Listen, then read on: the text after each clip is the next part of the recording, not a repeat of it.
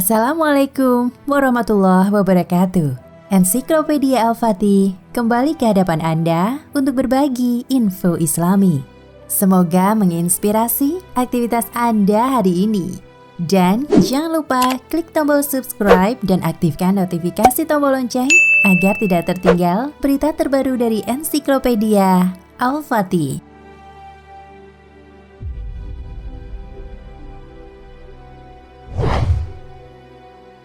Semua hal yang berbau mistis dan kejadian horor selalu berhasil membuat bulu kuduk merinding, tapi juga membuat kita penasaran meski sudah mendengar kisah horor berulang-ulang. Bukan hanya kisah horor tentang hantu Indonesia, tapi juga hantu luar negeri termasuk Dracula. Dracula konon adalah hantu berwujud manusia yang suka meminum darah korbannya. Menurut cerita, mereka menggigit leher korban dan menghisap darahnya sampai habis. Beberapa orang bahkan percaya Dracula bisa berubah menjadi kelelawar. Meskipun Dracula cukup populer, tapi kebanyakan orang hanya menganggap keberadaannya sebagai mitos belaka. Namun siapa sangka jika Dracula benar-benar ada dan pernah hidup di dunia nyata. Bukan sebagai hantu, melainkan sebagai raja.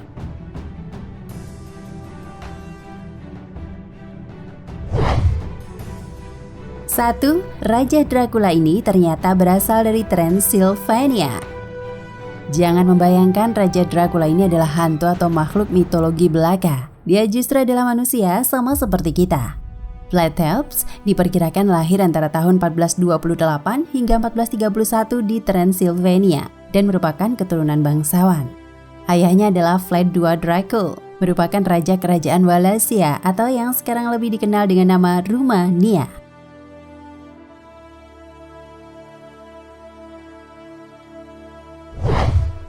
2. Pernah menjadi tahanan dinasti Utsmaniyah.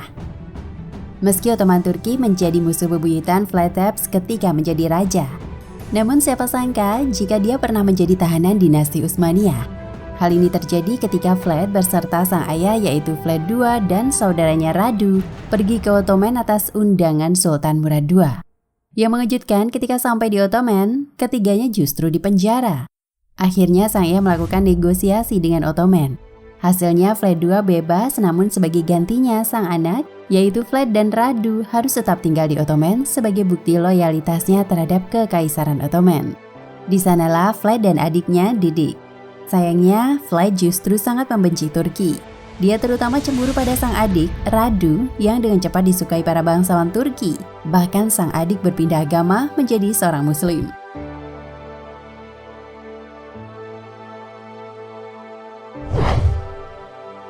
3. Asal-muasal nama Dracula. Dibandingkan dengan namanya sendiri, Vlad lebih suka menggunakan nama Dracula. Ayahnya Vlad II merupakan salah satu anggota kelompok rahasia bernama Ordo Dragon. Saking bangganya, sang ayah kemudian menambahkan Dracul sebagai nama akhirnya yang dalam bahasa Rumania berarti naga. Tidak berbeda dengan sang ayah, Vlad juga tergabung dalam kelompok rahasia ini dan mendapatkan nama Dracula yang berarti anak naga.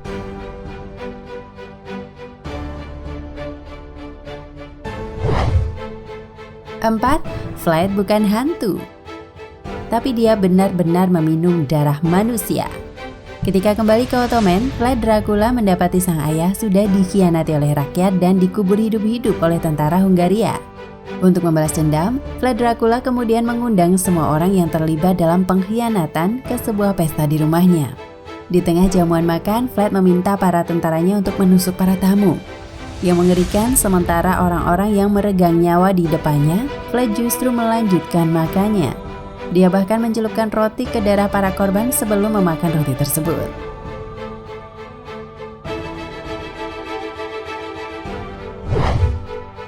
5. Tidak tanggung-tanggung. Korban Vlad Dracula mencapai 100.000 orang. Di tahun 1456, Vlad Dracula berhasil menjadi raja kerajaan Wallachia atau Rumania. Meski dikenal berhasil meningkatkan ekonomi rakyatnya melalui pertanian dan mempertahankan tanah air, namun dia juga adalah raja yang sangat kejam kepada musuh-musuhnya. Selain membunuh para pengkhianat, Raja Vlad Dracula juga membakar desa-desa milik rakyatnya hanya agar tentara Turki yang menyerang tidak bisa mendapatkan apa-apa. Dia meracuni sumurnya dan mengakibatkan banyak rakyatnya mati keracunan hingga membakar rakyatnya yang sakit dan miskin.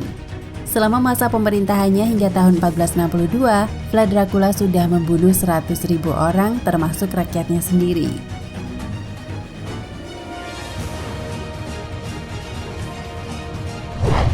6. Meski begitu, rakyat Rumania menganggapnya sebagai pahlawan nasional. Anehnya, meski sudah membunuh banyak orang, Vlad Dracula dianggap sebagai pahlawan nasional di Rumania. Bagi Rumania, Vlad dianggap berhasil mempertahankan negara dari serangan tentara Ottoman Turki. Tapi anggapan itu hanya berlaku di Rumania, sedangkan negara Eropa lainnya tetap menganggapnya sebagai pemimpin yang mengerikan.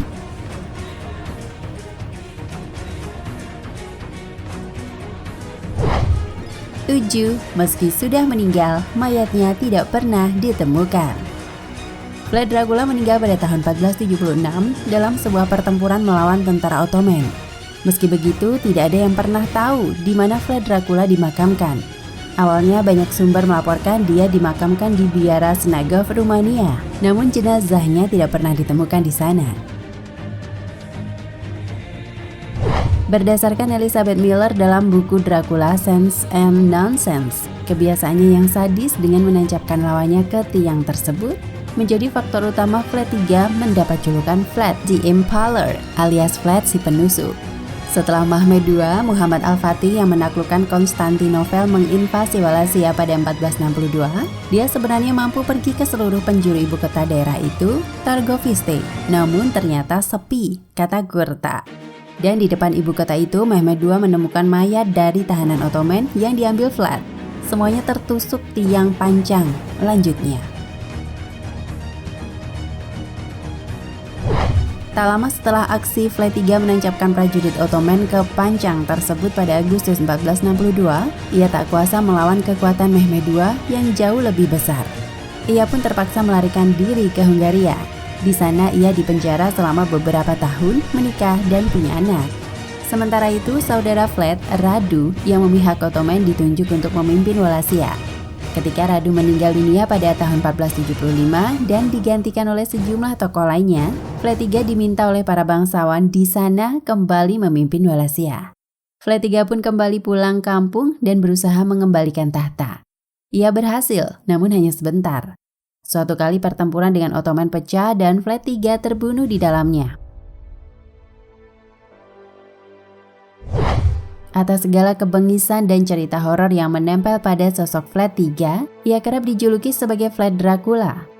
Kata Dracula atau Draculia dalam bahasa Rumania kuno yang disematkan kepadanya dapat bermakna ganda. Makna pertama memang merujuk pada statusnya sebagai anak laki-laki dari Vlad Dracul. Akan tetapi pada makna kedua yang mengacu pada bahasa Rumania modern, kata Drac yang biasa diartikan sebagai iblis, selain dari naga, yang digunakan dalam Dracul untuk Vlad II. Makna iblis ditambah dengan folklore soal Vlad III yang sadis itulah yang kemudian mendasari penggambaran sosok Dracula sebagai makhluk penguasa kegelapan dalam buku Bram Stoker. Bram Stoker sendiri menggambarkan Count Dracula dalam novelnya banyak menggunakan kemampuan supranatural yang diyakini diperoleh dengan bersekutu dengan iblis. Dalam bahasa Wallachia, Dracula berarti setan, tulis Stoker dalam catatan kecilnya. Wallahualam bisawab.